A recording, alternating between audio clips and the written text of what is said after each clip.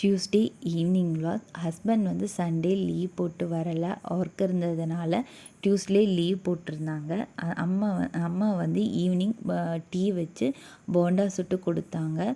Evening வந்து சாப்பிட்டு தம்பியோட கொஞ்சம் நேரம் விளையாண்டுருந்தோம். டின்னருக்கு ரவா உப்புமா பண்ணலான்னு பிளான் போட்டிருந்தோம். கொஞ்சம் டிஃப்ரெண்ட்டாக வெஜிடபிள்ஸ் எல்லாம் போட்டு கிச்சடியாட்டாக பண்ணியிருந்தோம். தாளிக்கிறதுக்கு முன்னாடியே கேரட்டும் பீன்ஸும் ஒரு அடுப்பில் வேக வச்சுட்டேன். வெந்ததுக்கப்புறம் கடாய் வச்சு கடாயில் எண்ணெய் ஊற்றி எண்ணெய் சூடானதும் தாளிப்புக்கு கடுகு கடலப்பருப்பு போட்டு தாளிச்சிட்டேன். கூடவே பச்சை மிளகா கருவேப்பிலை போட்டு தாளித்ததும் வெங்காயம் போட்டு வணக்கிக்கிறேன்.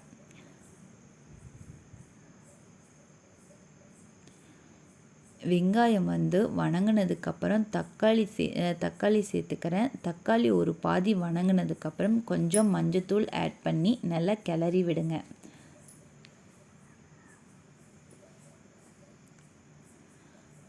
ஆல்ரெடி வேக வச்சுருந்த வெஜிடபிள்ஸையும் கூடவே போட்டு நல்லா கிளறி விட்டுக்கங்க. நான் வெள்ளை ரவையை முதல்லே வந்து வறுத்து வைக்கலை, இதில் டைரெக்டாகவே போட்டு நான் வறுத்துக்கிறேன்.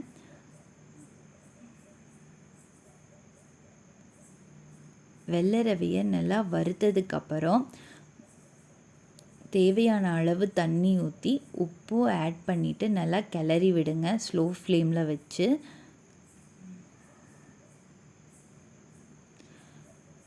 ரெடி ஆனதுக்கப்புறம் கொத்தமல்லி எல்லாம் போட்டு தூவி